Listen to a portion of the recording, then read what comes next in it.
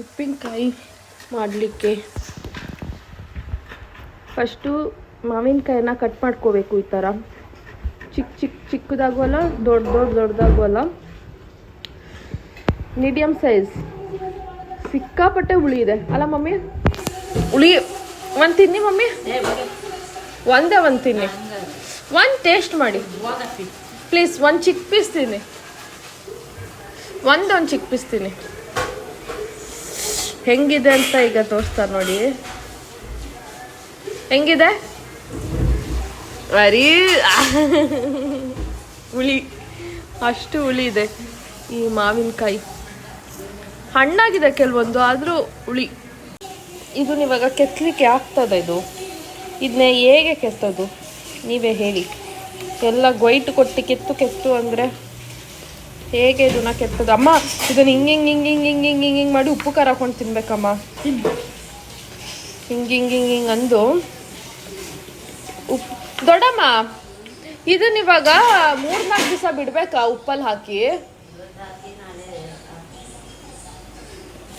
ನಾಳೆನೇ ಉಪ್ಪಿನಕಾಯಿ.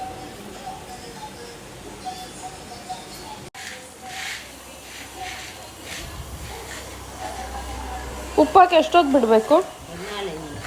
ನಾಳೆ ತನಕ.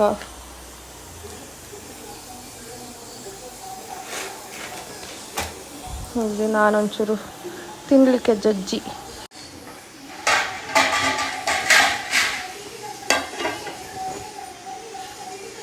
ಸ್ವಲ್ಪ ಖಾರದ ಪುಡಿ ಹಾಕೋಬೇಕು. ಖಾರದ ಪುಡಿ ಹಾಕಿ, ಉಪ್ಪು ಹಾಕಿದ್ದಾರೆ ಆಲ್ರೆಡಿ. ಈಗ ಖಾರದ ಪುಡಿ. ಇದು ಜಜ್ಜ ಕಲ್ಲಿದೆಯಾ?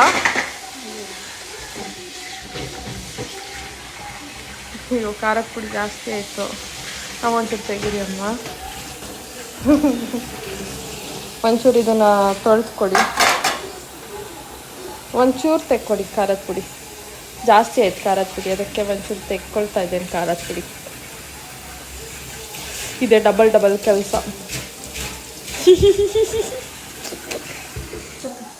ಕೊಡಿ. ಆ ಖಾರದ ಪುಡಿಯಲ್ಲಿ ತಂದು ದೊಡ್ಡಮ್ಮ ಫ್ರಿಜ್. ಸೊ ಇದಕ್ಕೆ ಸ್ವಲ್ಪ ಇನ್ನೊಂಚೂರು ಉಪ್ಪು ಹಾಕುವ.